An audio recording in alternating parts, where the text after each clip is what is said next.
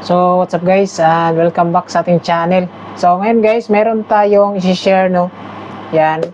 Magbibigay tayo ng review about sa latest speaker ng Joson. Ito yung Joson Neo 18 inches speaker. So samahan niyo ko guys, quick review lang natin to para naman meron tayong idea sa ganitong klase na speaker. So let's go. So ito guys, bale meron tayong sample dito, no. Yan. So actually guys, re-review lang natin, no. Wala tayong actual na mismong speaker na Neo talaga. So base lang natin to guys, i-review sa ating nakikita dito sa online Shopee ng Joson. Yan. Ito yung Neo guys na speaker nila ngayon na 18 inches. Pwede po ito sa pang bass or sa woofer.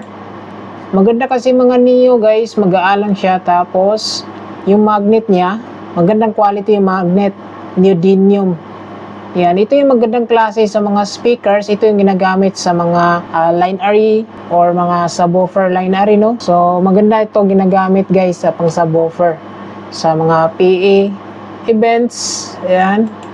So kaganda dito sa Joson Neo guys, oh, makapal yung kanyang casing dito, tapos malaki yung butas sa likuran. Yan, makikita natin guys, maliit lang yung magnet ito. Magaan lang po siya.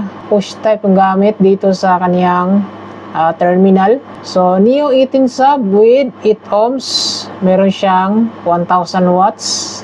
So, malakas din siya guys. Ito naman yung kaniyang cone. Merong rubber edging, tapos rubber dito guys sa gilid niya, tapos yung kanyang speaker cone, tapos merong turol. So maganda yung bouncing ito sa bass.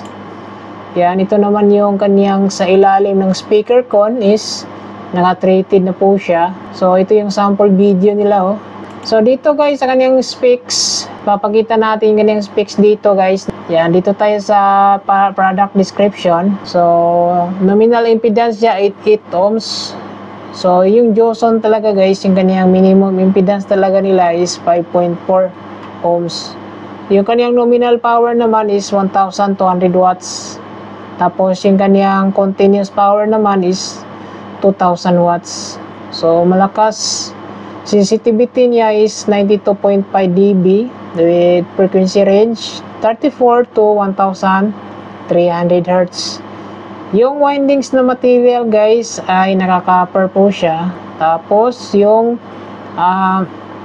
nilagyan ng coil niya is naka-fiber, glass fiber na po siya. Voice coil material is 99.5 mm. Ayan. So yung kanyang mga over specs dito guys, makikita rin natin. Tapos meron siyang bigat na 11 kilos. So magaan lang siya guys compare sa mga malaking magnet na 18 inches. Kung pipili tayo ng mga speaker guys, kung gusto mo niyo malaman yung ano yung kanyang specs, i-check nyo lang yung kanyang description.